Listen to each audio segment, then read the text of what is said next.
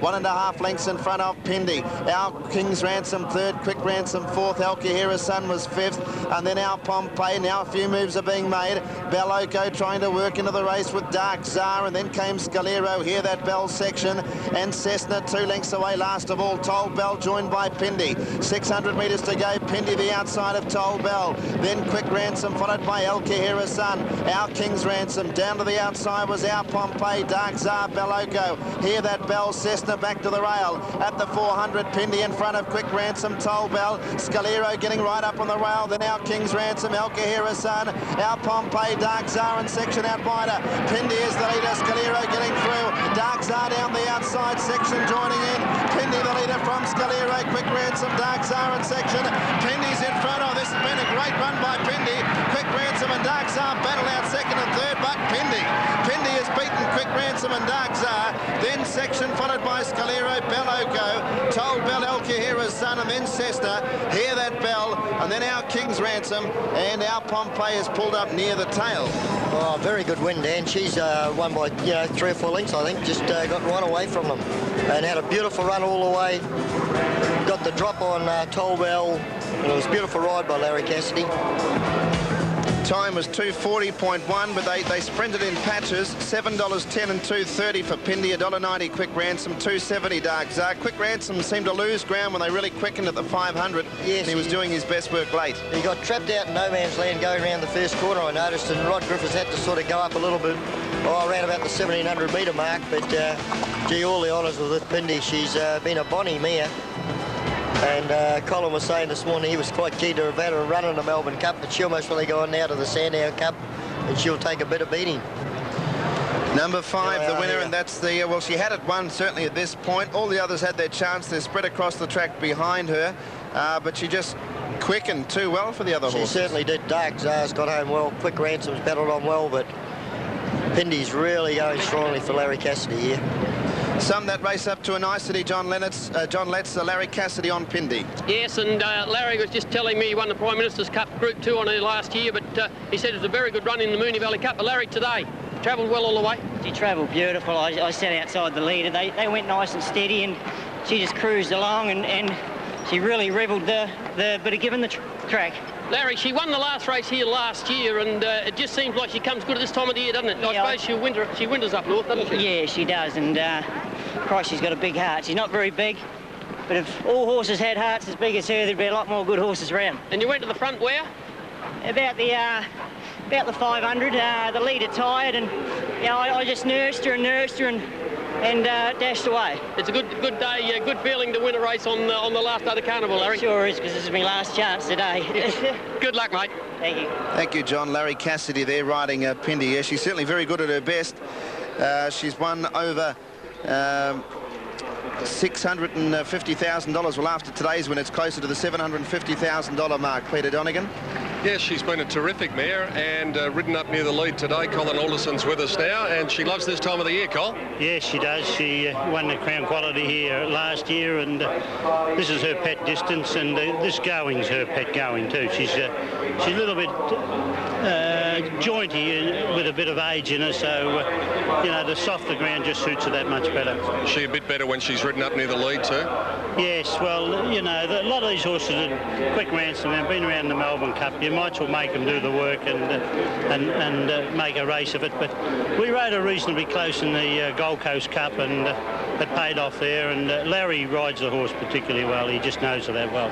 On to the Sandown Cup for her now? That's a future for her this time in, yes. Okay, finally, any jokes you can tell us?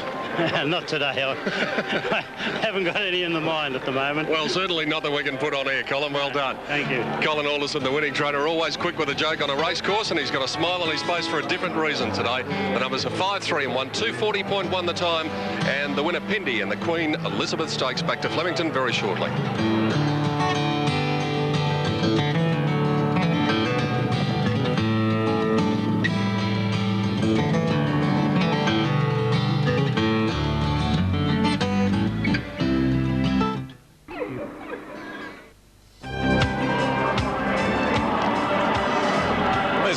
Of Nissan Stakes Day Shetland Pony Race. It's actually a hurdles race. Oh, Struth! How would you like to be on any of them? No, thanks. it's missed all the hurdles. No, number 5's got it. Number 5's got it. I think the one down the outside might have got disqualified. I tell you what, they can have that. All by themselves, they can have it. A little diversion there before correct weight. Didn't they fly when they got going too? Shetland ponies. Thank you, Mr. Lawler. There's correct weight. That means we can pay you some money on the Queen Elizabeth. Here's Danny. Tim Pindy paid $7.10 and $2.30. Quick Ransom $1.90 and Dark Czar $2.70. Quinella paid $16.90. The Exacta $35.60. Trifecta $138.70. And the Race to Race double $61.20. A length and a quarter by a neck with the margins. Fourth number 7, fifth number 6. Thank you, Dan. And there's all those little lunatic Shetlands. And they look great, but gee, those kids are very brave. And there's the winner, number 5. No idea what it's called or the rider's name, but she's a pretty happy girl. And the Shetland jumped like a winged arrow. In the meantime, Richard Zachariah is ready down on the members' lawn. We can give these young riders marvellous effort. After all the excitement of the Shetlands, we have in the Shetland hurdle race this afternoon. Numbers from your race book 5, 3 and 9. The trophies for the Queen Elizabeth Stakes. Thank you, Richard. Distinguished guests, ladies and gentlemen. Well, Pindy is a truly grand mare. She's pigeon-toed, walks like Charlie Chaplin, got arthritis, about 14 and a half hands and all heart. And I think she's done a marvellous job, and somebody said a great meal ticket for the owners. I would like to congratulate wholeheartedly for a great win. Also, congratulations to the trainer, because I think when he saw her for the first time, he almost put her back in the float and said, I don't want to see her ever again. But he carried on, and she won this Group 2 race today, and she's had a great record in major races, and I think she's just wonderful. I would now like to ask Mr. Bernie Halls to receive the trophy on part of the owners. Yes, if you've got a game mare like that can win you $700,000, she's really worth having in the old back paddock. Pindy, yeah, well done. Arthritic, walks a bit funny, but it doesn't matter. She's won the Queen Elizabeth. As I throw back down to you, Pete, I didn't get a chance to say this before, but you mentioned Graham Salisbury on Sub-Zero chasing down Tenor. I tell you what, if the man from Snowy River was a better rider, he would have had to have gone some. Yes, indeed. Fantastic, really fantastic. It was terrific, wasn't it? Yeah. We mentioned the danger of that situation, and Graham just bided his time there, Jen, and that's the thing about the clerks of the course. They do know when to dive in and when not to, and they I think Graham just waited for Tenor basically to tire himself out and then got a hold of him. Especially when they have blinkers on too, Pete, because they can often take a bit of fright when they've got another horse running up the side. But Graham did a fantastic job as usual. Yeah, and John Patterson and all the boys, they do a wonderful job. Well, that was interesting, that Shetland pony race. I think the second horse didn't quite get over the obstacles. In fact, none of them. That's true, yes, disqualified for sure. I was just wondering if she was going to receive a fine from the stewards there with waving that whip. She flew the start and absolutely got away with it. I don't fine them $1,000 for that. No. Put a big hole in the piggy bank. The Hilton on the Park sprint at 5 minutes after 4. S. Scriven rides number 2, Grand Bay, and B. Preble rides number 11, Pepite d'Or. Just quickly, Jen, in the last race, Coltar number 4, we believe, is Simon Marshall, and 5, Black Rouge, is S. Baster. So S. Marshall on 4, S. Baster on 5 in the last, but that's one ahead of ourselves. What about race 7? Well, race 7, Pete, I like number 4 here, Petite Amour. This horse absolutely bolted in at Caulfield last start over the 1,100 metres. It was a very good performance, and once she strikes her form, she normally goes on with it. I think she can win from number 11, Pepite d'Or. This horse's fresh form is excellent, and number 9, Bella Serrata. She won this race last year. I think she'll be prepared for it. I thought Grand Bay is very speedy, and I thought his run the other day was a lot better over 1,200 metres. Normally you'd expect him to be weakening at the end of 1,200, but he was running on, and I think the 1,100 metres might be right up his alley. So Sword is the opening favourite on the tote for race 7, Dan. Yes, at $2.90 and $1.30. Pete races well down the straight. Grand Bay at $14.10. Razor Pulse $10.90. Petite Amour $8.40. Red Hope $16.20. Fancy Bird $68. Madison Point $10.40. Rocky Sprint 38, Bella Serrata 27, Fighter Bay $18, Pepite D'Or $7.80, Shanty Creek 66, Tishan Moon 21, Bowl Jackson at $28, Rich and Running 83, Cosmic Tress 202, Cripides at 78, and Turbo Brave $215. That's the tote call on race 7 with number 17, Dawn Control. The scratching in a big field of 18 to run. Well, Pindy might have provided the bookmakers with some relief there. Tim Gossage is down in the betting ring. Well, Peter, it certainly did. It was a better result than Baloko, that's for sure. But some bookmakers did report that Pindy wasn't terribly... they didn't get off scot-free with Pindy winning, but I'm sure they were happy that Baloko didn't finish in the money. Well, the Hilton on the Park Sprint soared. Well, it's much shorter on the tote than it is in the ring, I should say. Bookmakers are certainly letting you on sword. Grand Bay is another one who's a little bit shorter in the bookmakers ring than on the tote. Razor Pulse has been kept safe. Petite Amour likewise, and Madison Point, the horse down from Sydney, Larry Cassidy, going for back-to-back wins. It is also considered a chance. An open race, as they have all been. Tim Webster, anything can win. Well, I like Sword, but I tell you what, it's shortened a bit in recent times, as just heard from Tim, but as they said, goes well down the straight. And as you can see, our male presenters this year looking as absolutely dashing, debonair and handsome as ever. Me outside of that, of course. But we're all wearing clothes from Dom Bagnato. Absolutely beautiful suits. And this one I'm wearing today and the one I had on Oaks Day, a very light weight for the summer and extremely easy to wear. Transform us all into absolute pictures. As always, Dom, thank you very much. We'll take a break.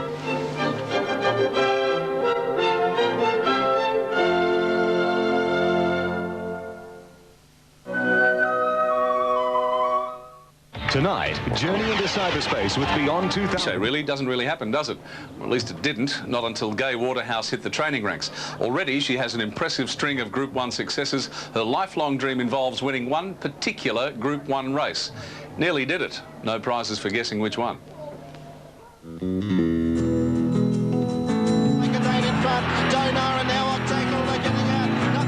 She's currently the best-known face in Australian racing. But to catch up with Gai Waterhouse, you have to be almost as fit as some of the horses she prepares. Nothing like the Dane beat Octagonal. Third placing to Donar, then Skybow, followed by El Kahira Sun. You dream about this. You're always dashing off here and dashing off there. Where do you get your energy from? Well, someone once said that they didn't know what I put in the hot lemon juice when I have it in the mornings. I don't know. I think it's just a make-up. You sometimes get some horses or animals that are very hyperactive. Well, I suppose I'm like that. And then you'll get the very relaxed. So I always say if I was a horse, I'd be a very good sprinter, but I might be a very poor stayer. It's hard to imagine Gai Waterhouse being poor at anything. And she was bred to take the racing world by storm, as her father, the legendary TJ Smith, did for so long.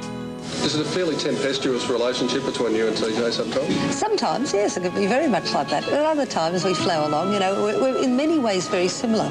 We're both very sort of volatile people, and we're very opinionated people, and I suppose he's got the track record to be very opinionated. Congratulations on the last weekend. Like anyone who's successful, Gai has had to put up with a fair degree of professional jealousy. Does that hurt you at all? No, it sort of amuses me. Look, I'm a great believer, and I think it's a tremendously great waste of time being jealous. There'll always be people with more ability, more money, better positions, better looking, whatever you say, there'll always be someone. So why be jealous? Just say, this is my lot, how can I improve it? The fact that your husband is not able to share in what you're doing at the moment, how much does that really gnaw away at you? It's very frustrating because he's been disqualified for such a long time, and you start to think, time must be up sooner or later. I mean, and you realise that he's a person who's a very honourable person, and I think well and truly proven that to society, and so I do get very frustrated. Is it time now to forgive and forget, do you think? I think so, but that's up to the AJC to decide that. Do you think they will? I'm sure sooner or later. I hope sooner before later. Given the chance, Gai said the race she'd love to win above all others would be the Melbourne Cup. Something she almost did with Te Akau Nick 2 years ago. Oh, it was unbelievable. When he was leading, I thought, oh, I think I'm going to win this. And then as he got close, I thought, ooh. And it was, I said to someone, I said, my God, it was I can't describe the feeling. So anyone who's won a big race knows. And since then, I've won several big races. But that day was very special because I'd never been in that position before.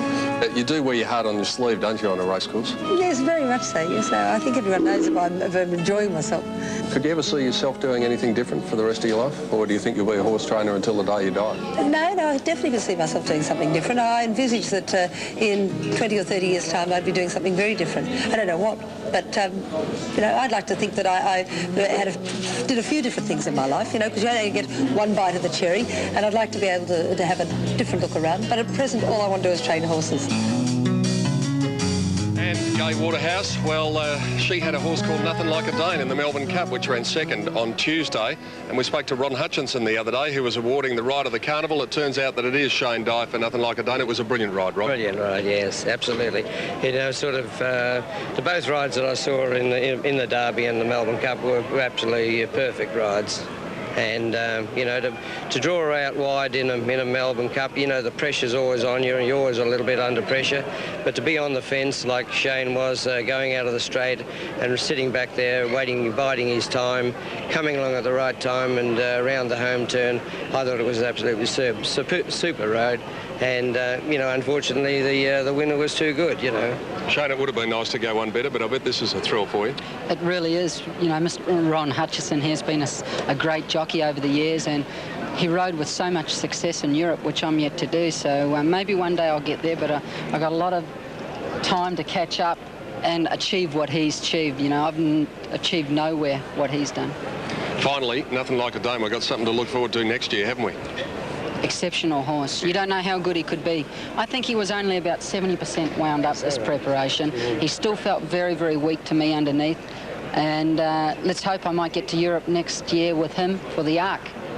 Well, that would be something. I know you've got a commitment, so we'll let you go, and congratulations again. Thank you very much. Shane Dye and Ron Hutchinson, thanks for your time too, Ron. Thank you, Peter. And a magnificent trophy too awarded to Shane Dye for the ride of the carnival aboard Nothing Like a Dane in the Melbourne Cup with his second placing. Time now to have a look at the runners in race 7. They're in the mounting yard and the jockeys are about to get on board, and the favourite here, Jenna's number 1, Sword, and he was narrowly beaten by Brawny Spirit here on Derby Day. Darren Beedman, the rider here, 57.5 kilos. Well, he raced fairly handy there too on Saturday, Peter, and I thought he fought on very well. He's an honest type of horse, and he's definitely another chance in this race. Number 2 is Grand Bay, to be ridden by S. Scriven. Shane Scriven takes the ride. And 4th behind Brawny Spirit the other day. And there you can see Shane getting the last-minute instructions. This horse normally would be weakening at the end of 1200. As I said before, he was running on. He looks particularly well in the mounting yard, but he does have a bit of a mind of his own, this horse. Well, it was a surprisingly good run on Saturday. It was tremendous for Grand Bay, and I thought he fought on very strongly towards the end of the race. I know you're giving him a chance, Pete. I think he's probably a chance as well. What about number 3, Razor Pulse, to be ridden by Peter Nucky, trained on the track by Gerald Ryan? Well, he's having his first up run here.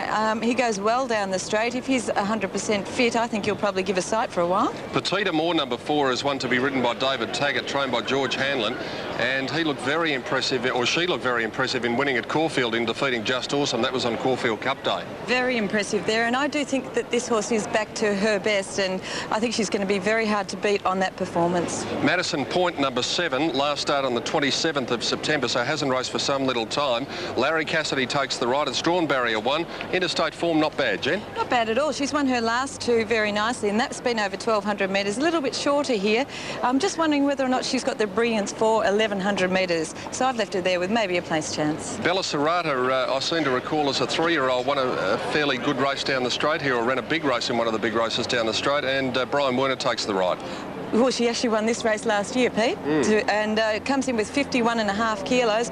I've certainly left her there with an each-way chance. She loves the sting out of the ground. She's got a little bit of that today, and 51.5, terrific chance with the lightweight she has to carry. I think she might have run a good race in the Ascot Vale Stakes as a 3-year-old. Number 11, Pepite Dor, and Brett Treble takes the ride here to replace the injured Greg Hall. Well, has won over the 1,100 metres here at Flemington before, and as I mentioned, her form when she is fresh is very, very good. good. With the lightweight that she has to carry, I think she's in there with a good each-way chance. What about the 7th race, the Hilton on the Park Sprint, Jen? It looks as though it's a pretty open affair. It is. The next 2 races are quite different.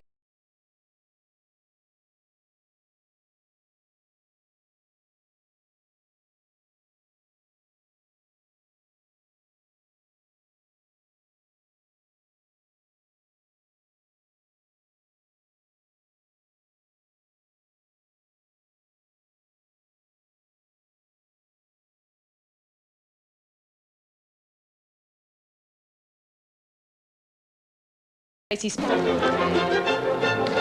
sun's out and it's turned into a beautiful afternoon at Flemington for the final day of the Carnival Nissan Stakes Day, with Seasky having taken out the big race. We're up to race 7, the Hilton on the Park Sprint. They're on their way to the 1100 metre barrier, and Dan Malicki can check out the tote call.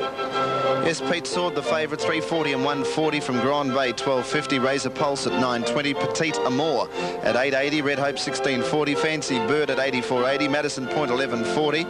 Rocky Sprint 39, Bella Serrata 21.50, Fighter Bay at 16.70, Pepite D'Or $6.50, Shanty Creek at 57.70, Tishan Moon $20.70, Bowl Jackson at 30, and the rest of them all at big odds. Rich and Running, Cosmic Triss, Cripides, and Turbo Brave, the rank outsider of the field. Let's go to Tim in the bookmakers ring. Thanks very much, Dan. Well, just as you speak, the big money's come for Pepite D'Or. It's been heavily supported with all bookmakers. They're still allowing people to get on Sword. It's very much each way odds. You are getting overs in the bookmakers ring. You're getting unders if you're at home betting on your phone account. That's for sure and certain. And a coat tugger, in fact, there's been 2 of them for this race, have come up to me and said, back the 10 each way. That's Fighter Bay. It was, it's in the same stable of the promising sprinter a few years back, Redelva, Pete. Yeah, he was mighty horse Redelva, and Fighter Bay, well, he's going to be pretty good odds. He's currently about the 15-to-1 mark on the tote. So that's Tim Gossage with the latest there on race 7, falling into the coat pullers yet again. The map for the 7th event, down the straight 1100 metres, same as the earlier race. Not quite at the top of the straight, but not far short of it. And the selections, Grand Bay from me, Petite Amour from Jen, Sword from Johnny Letts, and Pepite D'Or from Roy Higgins. So 4 different tips in this big field in race 7 on what has been an exciting day of racing, with Seasky continuing the Hayes tradition in the main race of the day, the Nissan Stakes. And in case you're just joining us, Greg Hall has been the latest in the trifecta of our top jockeys to be injured here today, after Darren Gauci was hurt last Saturday, and then Damien Oliver, the Melbourne Cup winning jockey, was hurt in a fall at the start of race 4 on Thursday. Well, Greg Hall was on his way to the start with Tenor in the big one today, and he was thrown off. Unfortunately, he's fractured his wrist, and Tenor went around at breakneck speed before being caught by the clerk of the course. So Greg is probably in the Western General now, and he might be watching a monitor. So Hawley, if you're watching, mate, we send you our best. It is bad luck, but as we have said many times throughout the week, Gary and Dan, that is racing. Certainly is, yes. We'd all like to wish Greg a speedy recovery. It's nothing worse for a jockey or a wrist, but well, to anyone laid up in hospital, I hope you're enjoying the 10 coverage. And it's beautiful sunshine. It's been a great family day here today. And this is a terrific race, this sprint here. That's Pepite D'Or on the screen. First up today, trained by Lee Friedman, but her record down the straight is very good after winning the Moomba Plate in the autumn. And there was Sword just going past there down a minute ago. I think he looks very well, and his runs have been enormous up the straight. Good sprint form. Group 1 placing last Saturday, beaten in a photo by Brawny Spirit. Red Hope's another one that often runs well up the straight. Does, probably prefers it a little bit wetter, but his straight track record both here and at also Victoria Park in South Australia is excellent. Yes. And another that runs well down the straight, Gary, Bella Serrata, who won this race last year, and as a 3-year-old filly, she was placed in the Ascot Vale Stakes behind Brawny Spirit. Yes, that's right. Grand Bay, that looks very well. It's good odds too. And a terrific race, I thought, over the 1200, slightly longer Group 1 1200 Challenger last Saturday. And it does represent terrific value. Yes, back to 1100 today, that'll suit it better. There's probably half a dozen or so still to come in. Razor Pulse, that's another one that can go very well when it's fresh. There's Grand Babe coming up on screen now. Looks very well. Shane Scriven has the ride. Fighter Bay in the red and blue colours just walking off screen. Same colours as Old Breck used to carry, a very fast horse from the same stable of a few years ago, and of course more recently Redelva had the yellow and brown colours. Do you think anyone will be game enough to come down the outside rail, Dan? Well, they wanted to get right off the track in the turning races, didn't they, Gary? Yes, I think there's just room for one if they did come down the outside on that good strip. But it's a bit of a risk. There've been a lot of horses trial up there, and it's definitely a little bit wetter. So you may well see them group up right down the centre of the track as they've been doing throughout most of the day. Now, Fighter Bay to come up. Rocky Sprint looks to be ready. Fighter Bay going up to the outside. All the others are locked away. $3.80 for number 1 Sword, $4.90 number 11 for Pete Dawn. Well, there's one rearing up. Yeah, they're all locked away. Starter on his platform.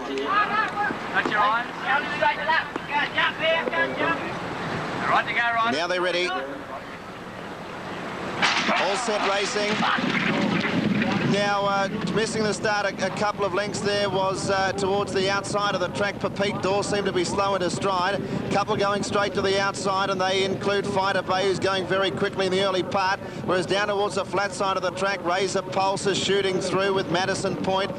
Tishan Moon was there as well, so was Red Hope and Rich and Running just in behind those. They were followed by Cosmic Tress back to the inside. Deeper out was Shanty Creek, and they were followed just in behind those horses by Crippities and also Grand Bay Sword behind them, and they were followed well back by Balisarada, Fancy Bird, Bowl Jackson down the grandstand side. You have Fighter Bay and Rocky Sprint at the 300 metres mark though. Madison Point, Razor Pulse, Tishan Moon, Red Hope was still there, and Petita Moore switching right back to the inside. They were followed by Grand Bay down the outside. Rocky Sprint in front of Fighter Bay. Red Hope going up to take the lead here. Red Hope has taken the lead from Madison Point, Razor Pulse. Red Hope and Madison Point. Red Hope in front of Madison Point. Red Hope's won it. Red Hope has beaten Madison Point, Razor Pulse, Sword. Then came Crippities and Balisarada next in from Fighter Bay. Grand Bay next home, and then Shanty Creek, Tishan Moon, followed by Cosmic Tress, and they were followed by Turbo Brave. Petita Moore didn't finish the race off after looking a big chance at the 300. Then Bowl Jackson, Fancy Bird, and the Rocky Sprint pulling up towards the tail. Well, he's certainly got a great straight track record, and he's only a second outside the track record, so a great win to Red Hope, ridden by Shane Dye. Yeah, he's a good horse down the straight course, and Shane's got a terrific record in this race. I know he won it a couple of times on a horse called Western Sovereign. So I reckon he's probably won 3 or 4 of these over the last 5 or 6 years, Shane Dye.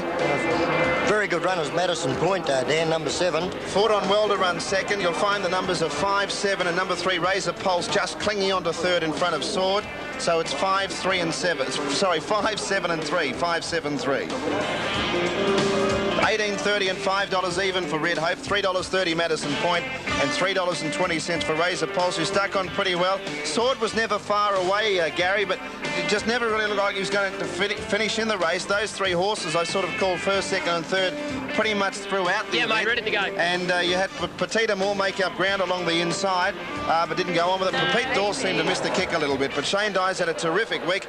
Let's see, I just mentioned Shane's won this race a few times in the last couple of years. Yes, he's won it a few times, Shane has, and Shane today, Red Hope, was always in the firing line, good straight horse. Yeah, he won very, very well. I just kept him in the middle of the track from barrier 10, and he was always in the first 3 or 4. When I went for him at the clock tower, he found that length and just hung on. He's a horse that always runs a good race in the straight run, Shane. He's only a second outside the track record today. Do you think the 1100 or 12 or 14, what do you think he's going to be his best distance? I think the 1200, 1100, he might struggle at the 14. This is the first time I've ridden him, but he run it out very, very well. Yeah, thanks, Shane. Well, thanks, Letzi, and Shane Dye winning that on Red Hope. Pete, it's 5, 7, and 3. 5, 7, 3 are the official placings. 4th was Sword, and 5th then was number 18, which was Crippities. And Mark Kavanagh is the winning trainer. Congratulations. Always nice to win a race over the carnival. Thanks very much. He's not a bad horse down the straight, this fella. Yeah, he's got excellent straight form record, yeah. And he's run just over a second outside the record. Yeah, well, that surprised me a bit because normally he's better on a dead or a slow track, but his run today was excellent. Well, you've got a pretty good racing carnival in your hometown of Mount Gambier, but this is the biggest of them all, of course. Yeah, this is big. Big for us, yeah. Well done, Mark. Congratulations. Thanks very much. Mark Kavanagh, the winning trainer, with Red Hope in race 7, number 5, defeating 7 Madison Point, sticking on well. 3rd was 3, Razor Pulse. 4th home was Sword, and 5th home right down the bottom, number 18, and that that was Crepitus. The time, very smart, 1:03.4. We'll take a break and be back with correct weight and the dividends on the Hilton on the Park Sprint.